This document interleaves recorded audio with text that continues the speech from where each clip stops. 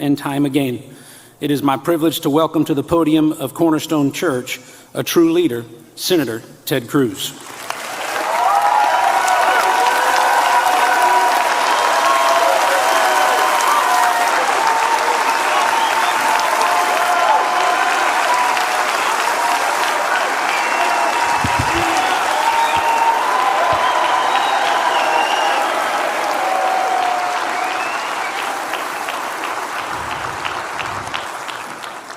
God bless Israel. God bless Texas. And God bless the United States of America.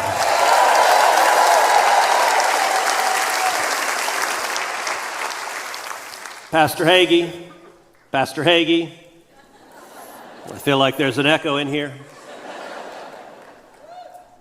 It is such an honor to be with you once again, and it is in particular an honor to be here tonight on the 45th night to honor Israel.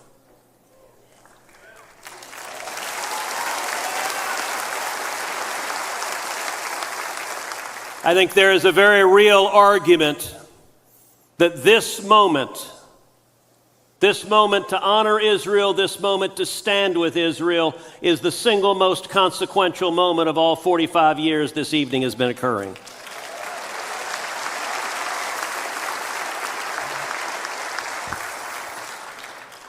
I want to talk to you about three things tonight. I want to talk to you about grief. I want to talk to you about victory. And I want to talk to you about danger.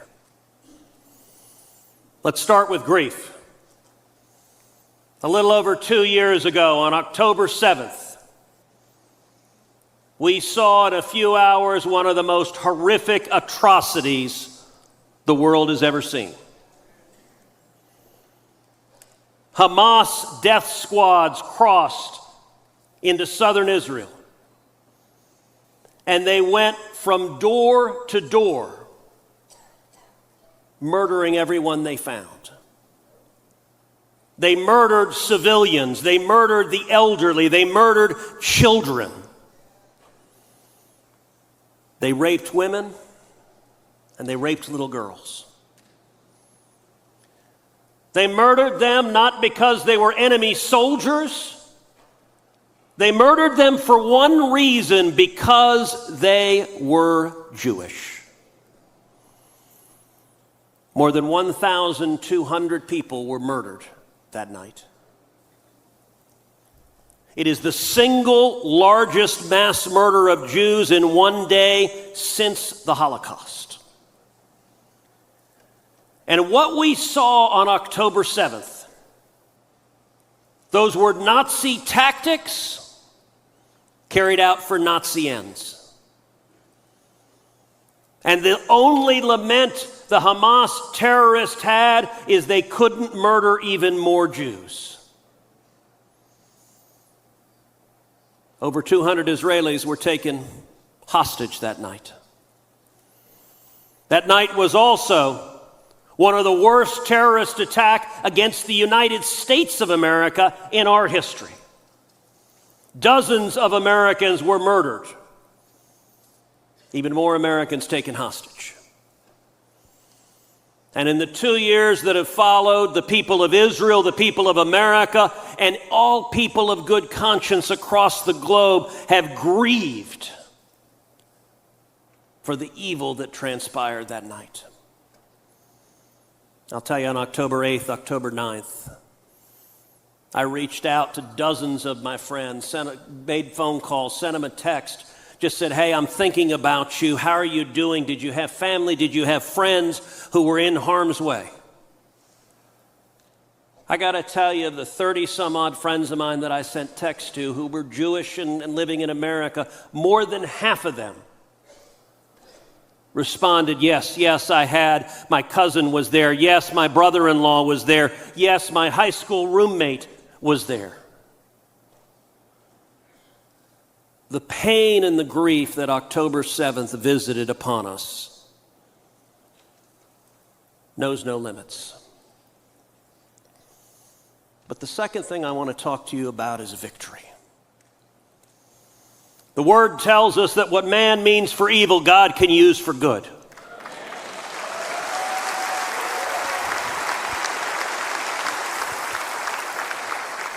And there was evil that night, raw, unmitigated evil and hate. And yet I'm going to suggest to you that God used it for good in multiple ways.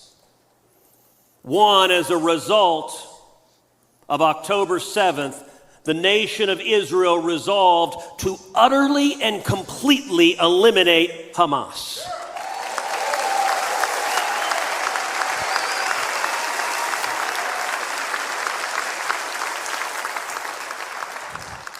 Doing so is unambiguously good. It is unambiguously good for Israel, and it is unambiguously good for America.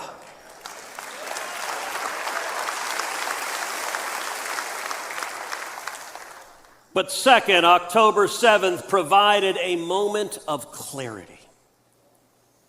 Absolute, acute clarity. In my view, there is no gray, there is no subjectivity as to what transpired on October 7th. It is a choice between good and evil. It is a choice between civilization and barbarism. And every one of us, every elected official, every pastor, every American, everyone across the globe has a choice to make. With whom do you stand?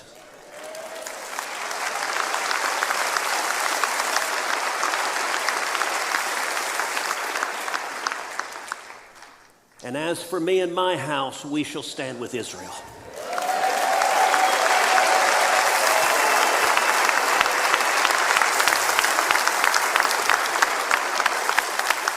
That clarity is important. That clarity revealed the bilious anti-Semitism within our colleges, within our universities, within the radical left of the Democrat Party. Now note I said the word revealed. I didn't say created.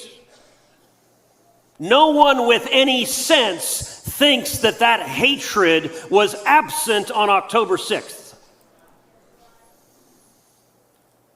All October 7th did was pull down the curtains and make it evident for a lot of people to see.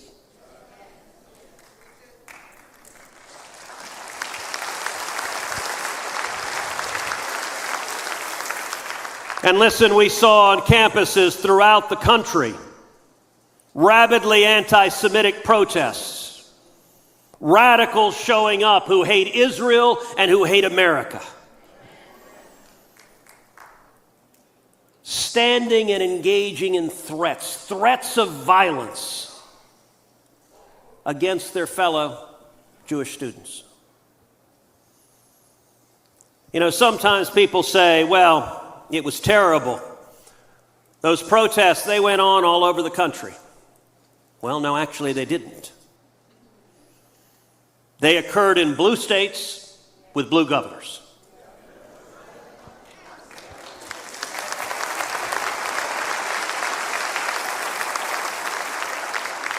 We saw them in New York.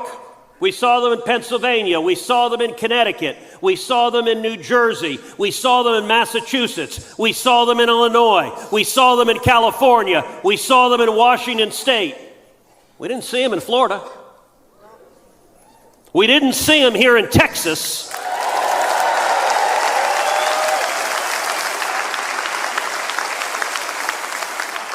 Actually, we did briefly. For one day, the protesters came to the University of Texas, and the police showed up, arrested them, put them in jail, and it was over.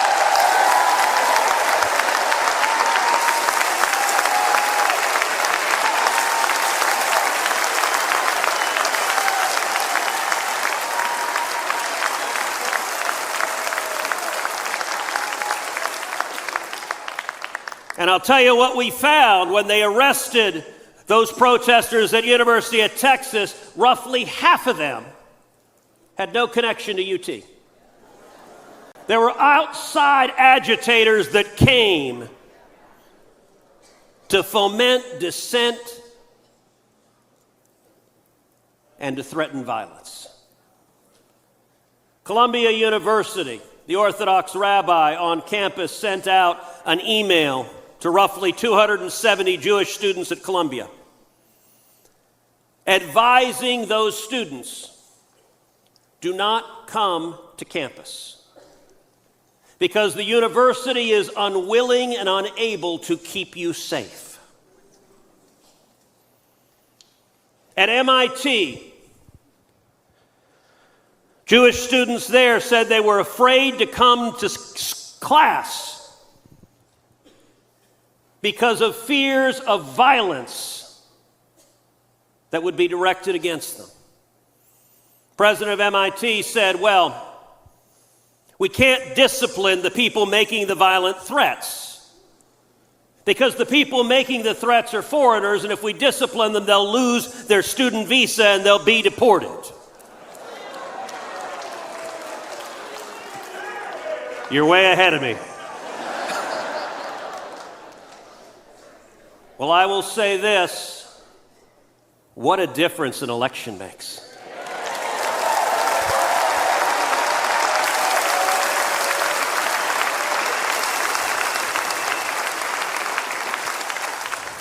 This is not complicated.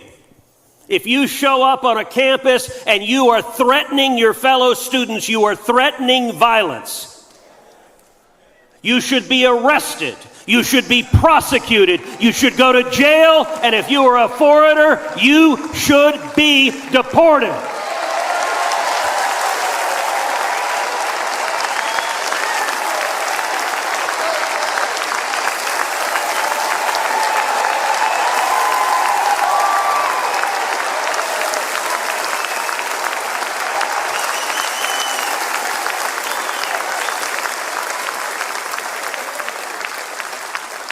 And I got to say, I said many times in the last election, if and when Donald Trump is reelected president, you better believe every one of those radicals, they are going to face consequences. And now every time some knucklehead on a student visa says death to America, congratulations, you just volunteered. Bye-bye.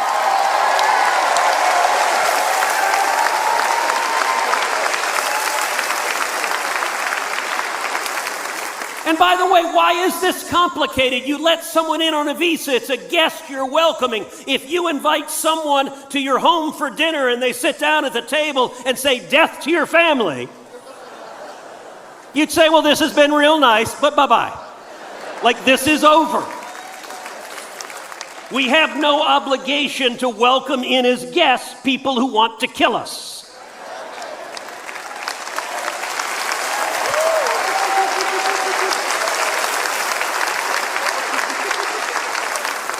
And it's not just the radicals. What I have been urging the Department of Justice and the FBI to do is follow the money.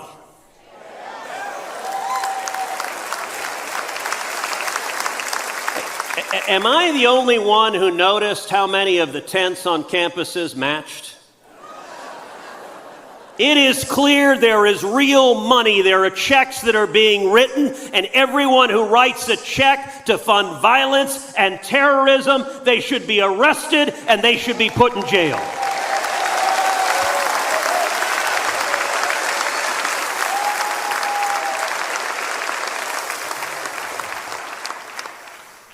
But not only are there victories from clarity, there are also victories in terms of just winning.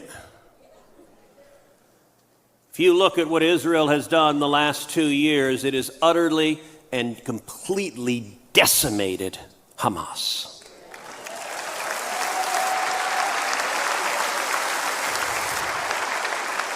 And there was an interesting moment right after October 7th where it wasn't clear. Initially, Israel just responded to Hamas and Hezbollah in the north. It's an interesting moment. All right, is Hezbollah going to get in the middle of this or not? And then the knuckleheads at Hezbollah raised their hands and said, sure, we'd like to be a part of it. And they began firing rockets into Israel. They decided Hamas alone wasn't enough. And Hezbollah, again, has been utterly and completely destroyed.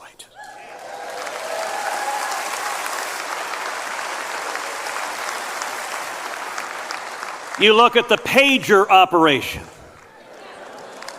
Holy cow! Like, literally, if I wrote this as a script of a movie, it'd never get made. It'd get rejected as that is too fantastical. You're going to tell me Israel is going to go to Hong Kong years before, create a dummy corporation, make heavy-duty pagers, sell them to Hezbollah. They're going to buy them just to have them there in case and when they need them. And beyond that, you want to talk about the most targeted military and intelligence operation in human history. Hezbollah leadership literally handed the pagers to each and every terrorist crazy enough that they said, hey, I want to be able to page you when I need a terrorist. And so when they detonated, it was only the terrorist Hezbollah deemed the worst of the worst. Only time in my life I've ever wanted to page a terrorist.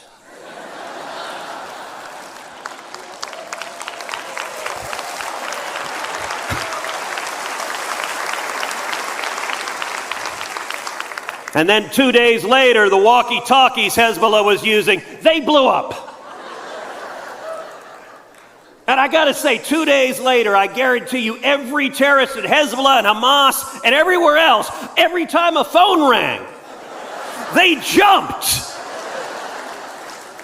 And by the way, that's how I like my terrorists, is scared out of their mind.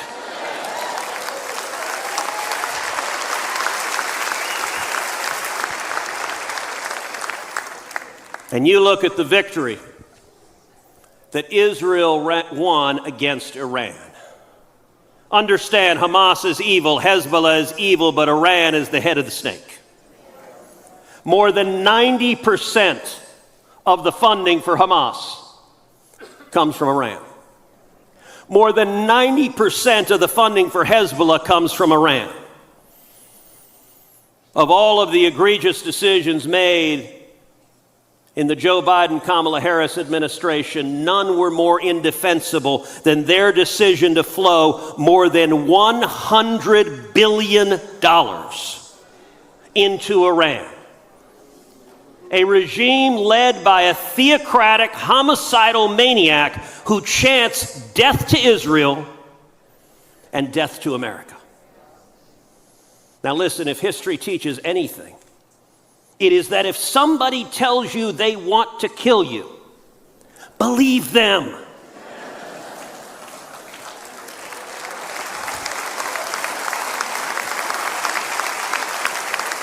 And Israel's operation systematically taking out the 12-day war, taking out Iran's air defense system, taking out their senior military leaders, taking out the heads of the IRGC. It was literally day after day, head of the IRGC, boom, next guy, okay, you're in charge. 24 hours later, second guy, he's gone. Third guy, he's gone. By guy number 5, when the Ayatollah said, hey, want to lead the IRGC? I'm sorry, I got a phone call. You know, give it to Bob. He'll be great. It was an utter and complete victory, and a victory that was finally made complete when President Trump made the single most important national security decision of his second term and bombed the nuclear weapons facilities in Iran.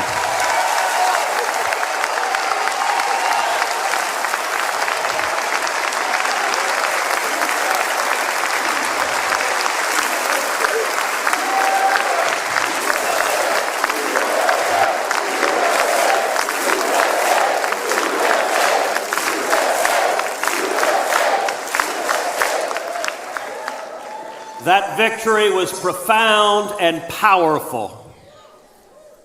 And it changes things in a very real way on the ground when you win a war.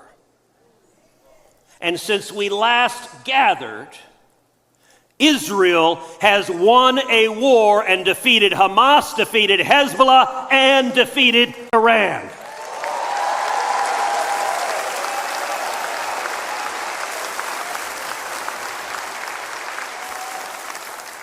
But the third thing I want to talk to you about is danger. Because in the face of that victory, we should be celebrating. We should be celebrating an historic peace accord where now every single hostage has been returned home.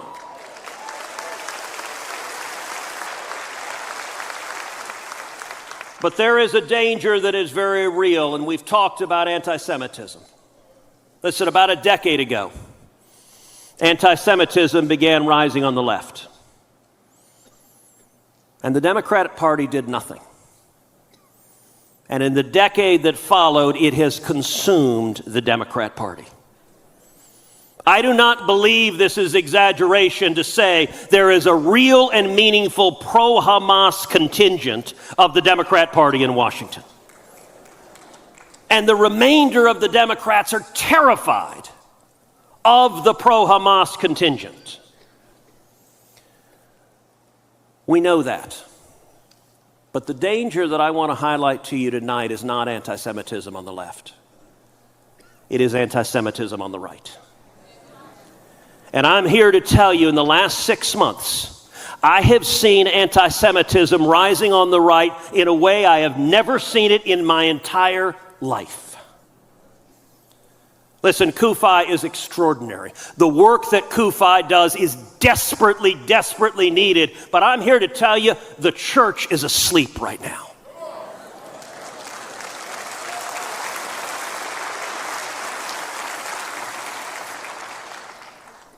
If I pick up my phone and send out a tweet, if I say good morning, within minutes I will have hundreds of blatantly anti-Semitic responses.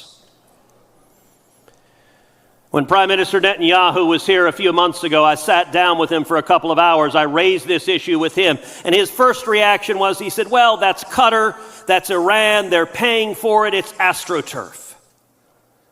And I said, Mr. Prime Minister, yes, but no. Yes, Qatar and Iran are clearly paying for it, and there are bots, and they are putting real money behind it. But I am telling you, this is real, it is organic, these are real human beings, and it is spreading. In the last year, we had 3 prominent voices on the right publicly muse, gosh, maybe Hitler wasn't that bad a guy after all. Yes, he was. He was the embodiment of evil.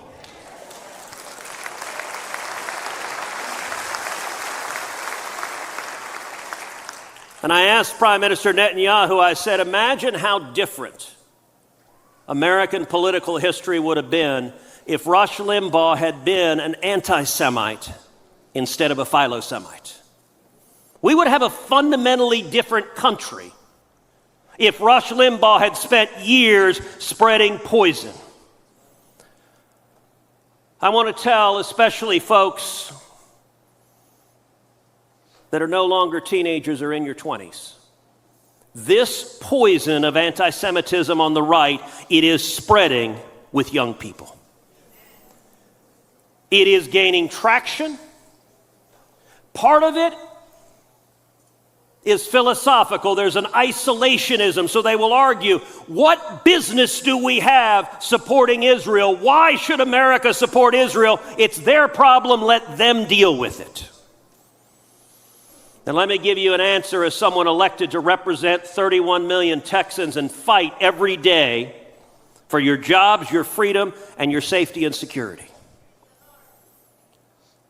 The United States supports Israel not because we are helping out a down-on-his-luck neighbor. We're not engaged in a charity act. The United States supports Israel because it is unequivocally in the national security interest of the United States to support Israel.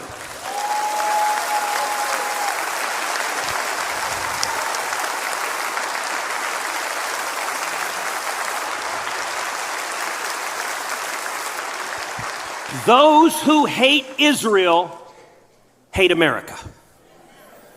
Those who hate Jews hate Christians. There is a reason the Ayatollah refers to Israel as the little Satan and America as the great Satan. Every year, the United States provides roughly $3 billion in military assistance to Israel. The benefit we get from that, the Mossad, the intelligence resources. You look at Iran, where they knew where every anti-aircraft weapon was, every military leader, every IRGC leader. That benefit, if America tried to replicate that intelligence network, it would cost us tens of billions of dollars. And I will tell you, every lunatic terrorist in Hamas or Hezbollah or Iran that Israel took out, made America safer, and the United States of America should say to that little nation, thank you, thank you, thank you.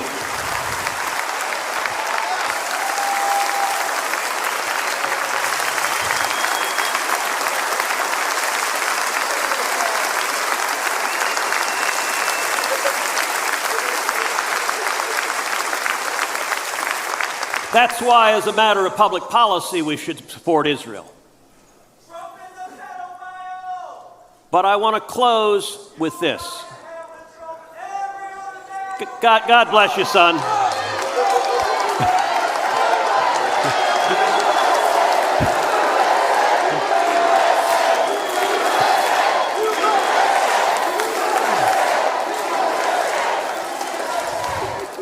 By the way, have you noticed all the pro-Hamas protesters? After the ceasefire, what did Hamas do? Hamas lined up Palestinians and began shooting them in the back of the heads, and none of those protesters seemed to mind. They don't seem to care at all if it's Palestinians being killed by Hamas. It kind of makes you think maybe it's just an excuse to say how much they hate Jews. By the way, have any of the protesters talked about the 50,000 Christians who've been killed by Boko Haram and other jihadists in Nigeria? Now, they don't care about that either because it's not Jews doing it, so it's not their problem. But I want to close with this as a Christian. Look, Pastor Hagee, the work that you have done, the work that CUFI has done to mobilize Christians across this country to stand with Israel, it is incredibly important. But I will tell you, there is a movement among Christians, particularly young Christians. The public polling numbers of support for Israel among young Christians is plummeting. And they're being spread lies. They're being spread lies, isolationist lies, that we should withdraw from the world because nobody wants to hurt us. But they're also being spread theological lies. They are being taught replacement theology, which is a lie that the promises God made to Israel and the people of Israel are somehow no longer good. They are no longer valid, that when God made a promise, he didn't mean the promise he made. And instead, it is an argument that the Christian church has replaced Israel and the Jews are no longer God's chosen people, and all of the promises throughout the Bible are now a dead letter. Now, I'll tell you, I was grateful, Pastor Hagee, when you were preaching earlier tonight. You addressed much of this directly and head on, and that is important.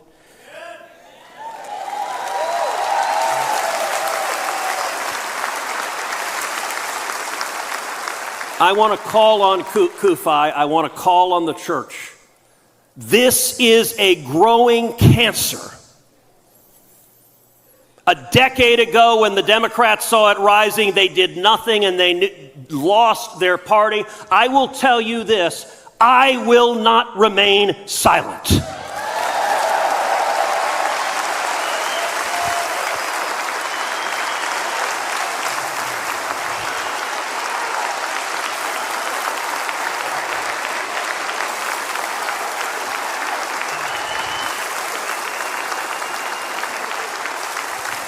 And it's easy to feel like, okay, we don't need to worry. We just want a war. Trump's been elected. Peace in the Middle East. Okay, our job is done. Breathe a sigh of relief and let's go to the ball game. But when I said that tonight was the most important of the 45 nights to honor Israel, this was the reason more than anything. Not the grief and not the victories, but the danger. The church is being corrupted right now, and leaders in the church need to engage and say the Bible is not silent on Israel. The Bible is crystal clear on Israel, and in the church we will stand and fight.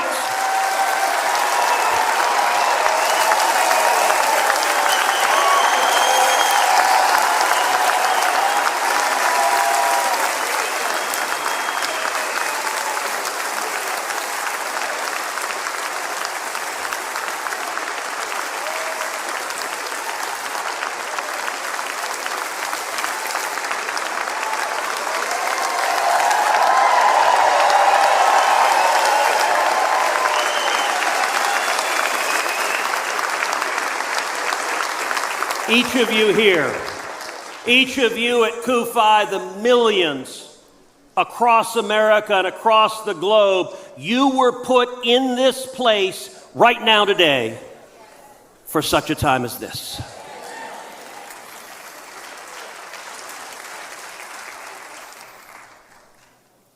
And I'll close the way I opened by saying, God bless Israel. God bless Texas, and God bless the United States of America. Thank you.